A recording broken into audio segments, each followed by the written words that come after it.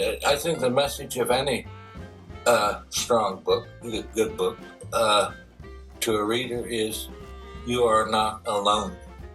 Other people feel as you do. Is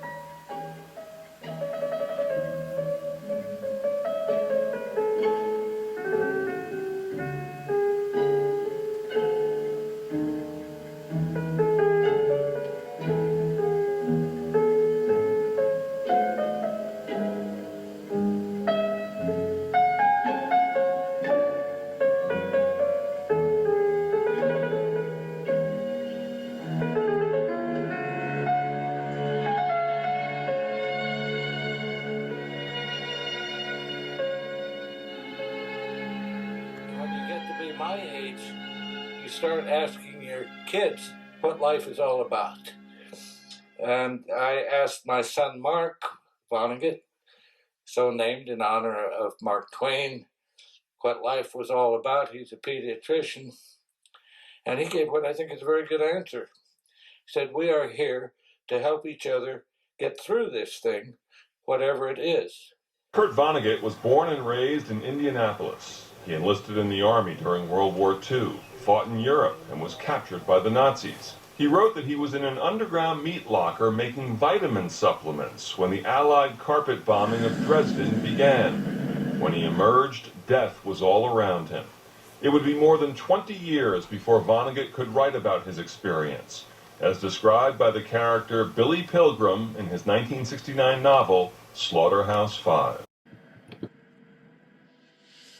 Billy Pilgrim padded downstairs on his blue and ivory feet. Billy looked at the clock on the gas stove. He had an hour to kill before the saucer came. He went into the living room, turned on the television. He came slightly unstuck in time, saw the late movie backwards, then forwards again. It was a movie about American bombers in the Second World War and the gallant men who flew them. Seen backwards by Billy, the story went like this. American planes, full of holes and wounded men and corpses, took off backwards from an airfield in England. Over France, a few German fighter planes flew at them backwards, sucked bullets and shell fragments from some of the planes and crewmen. They did the same for wrecked American bombers on the ground, and those planes flew up backwards to join the formation. The formation flew backwards over a German city that was in flames. The bombers opened their bomb bay doors, exerted a miraculous magnetism which shrunk the fires, gathered them into cylindrical steel containers, and lifted the containers into the bellies of the planes. The containers were stored neatly in racks. The Germans below miraculous devices of their own, which were long steel tubes. They used them to suck more fragments from the crewmen and planes. But there were still a few wounded Americans though, and some of the bombers were in bad repair.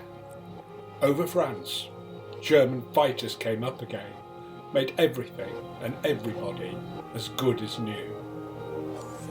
When the bombers got back to their base, the steel containers were taken from the racks and shipped back to the United States of America, where factories were operating night and day, dismantling the cylinders, separating the dangerous contents into minerals.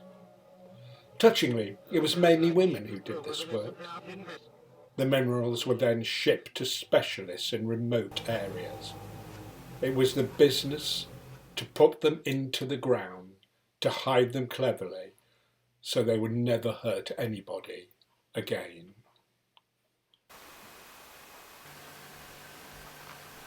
But I think what we are misunderstanding is time.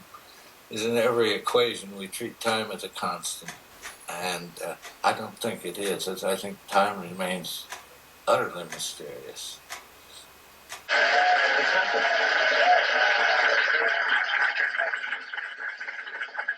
Where am I? Welcome to the planet Tralfamador, Mr. Pilgrim.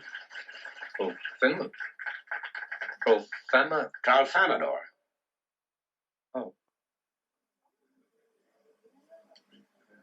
How did I get here? There is no how, Mr. Pilgrim. There is no why. The moment simply is. I don't understand.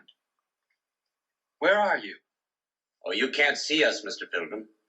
We live in the fourth dimension. But we can see you, and there are many important Tralfamadorians here to welcome you. Oh, well, how do you do? We hope that you'll find your accommodations here suitable. I have to stay here? I'm afraid so. You mean I can't leave of my own free will? Mr. Pilgrim, we have visited 31 inhabited planets in the universe. We have studied reports on 100 more. And only on Earth is there any talk of free will.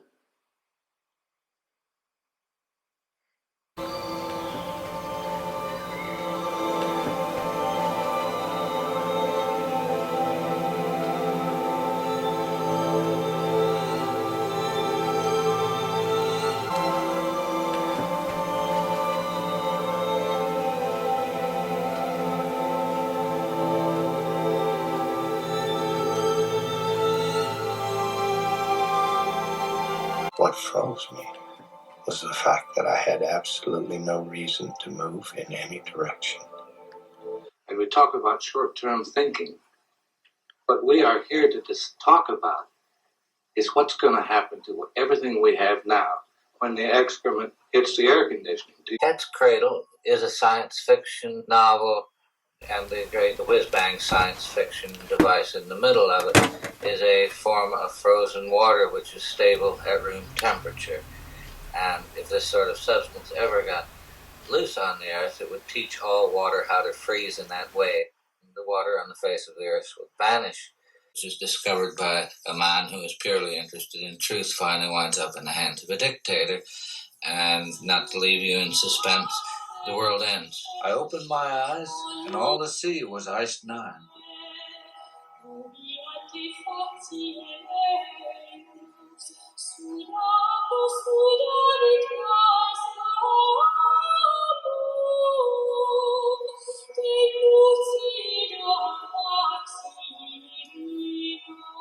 The earth was locked up tight. It was winter, now and forever. Hello, hello, I called through the palace ruins. The awesome winds had torn canyons through the great stone pile. The arch of the palace gate was the only man-made form untouched. Written at its base was a calypso. Someday, this crazy world will have to end, and our God will take things back that he to us did lend. And if on that sad day you want to scold our God, why go right ahead and scold him. He'll just smile and nod. We have discovered a brand new method for committing suicide. What is the method? To say nothing and do nothing about what some of our businessmen and military men are doing with the most unstable substances and the most persistent poisons to be found anywhere in the universe. If we let them, they will kill everything on this lovely blue-green planet with their rebuttals to what we say here today, with their vicious, stupid lies. Yeah, you said this in the new book. You said about the planet, we could have saved it, but we were just too damn cheap and lazy. Yes. We are killing the planet as a life support system, and we may have gone so far already that there's no recovery from it. The game may be over. Right. Would that be a bad thing? Would that be a bad thing? I know you've said things like no. I think the Earth's immune system is trying to get rid of us, and it's high time they did. It's, my goodness, there's weird disease on the face of this planet. You know, after 2 world wars and the Holocaust and Hiroshima and Nagasaki, and And, well, the Roman games, the Spanish Inquisition, and the burning of women in public squares. It's time we got out of here. And you left out the gong show. Yeah, but we are a disease on the planet, and I think we ought to become syphilis with a conscience and stop reproducing. Well, I'm going to do my part.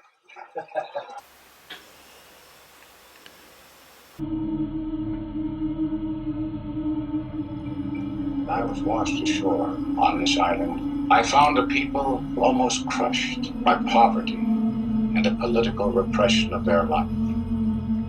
Now, I have given them a religion of harmless lies, and you can see how happy they are. Right, and then I see the disinfectant, where it knocks it out in a minute, 1 minute. And is there a way we can do something like that by injection inside, or almost a cleaning? Because you see it gets on the lungs and it does a tremendous number of lungs. So it'd be interesting to check that. So that you're going to have to use medical doctors, but it sounds interesting.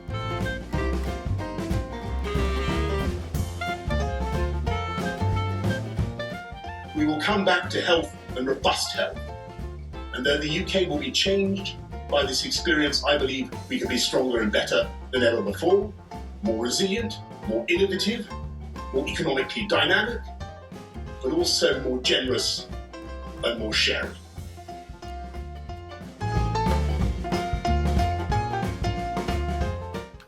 You will aid in the removal of the bodies. Those that are identifiable will be tagged.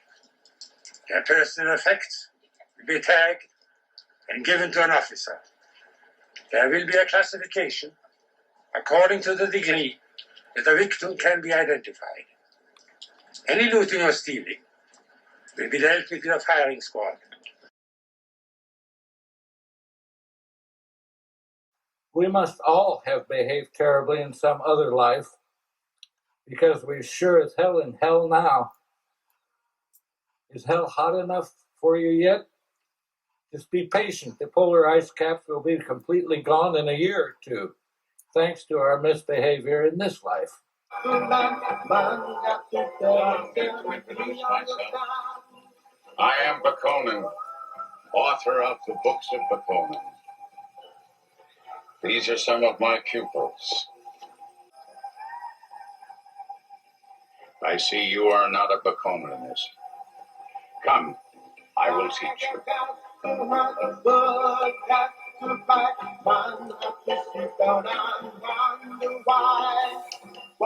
These people, these children of mine, are practicing Bokamaru, a gentle form of lovemaking. Non-violent lovemaking. Be happy, my children. Bakonin is watching over you. We Bakoninists believe that all humanity is organized into teams. Teams that do God's will without ever discovering what they are doing. Such a team is called a karas. You are here doing God's will, not knowing why you are doing it. You and I are members of the same team, the same karas. Welcome to the team. Thank you. One thing which Uncle Alex found objectionable about human beings was that they seldom took time out to notice when they were happy. He himself did his best to acknowledge it when times were sweet. We could be drinking lemonade in the shade of an apple tree in the summertime, and he would interrupt the conversation to say, "If this isn't nice, what is?" That's when things are going sweetly and peacefully. Please pause a moment and then say out loud, "If this isn't nice, what is?" And I go home. And I have had one hell of a good time. And let me tell you, we are here on Earth to fart around. And don't let anybody ever tell you any different.